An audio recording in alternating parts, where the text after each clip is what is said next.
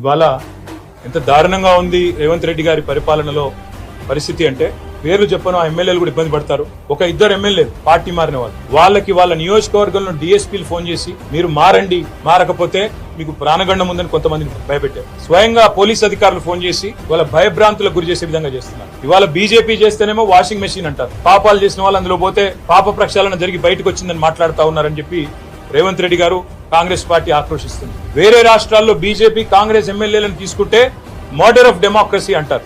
కానీ మరి ఇక్కడ మీరు చేస్తున్నది ఏంటి అని వారిని అడిగితే సమాధానం రాదు. కానీ వారు చేస్తున్నది కూడా సేమ్ పని. ఏం చేస్తున్నారు?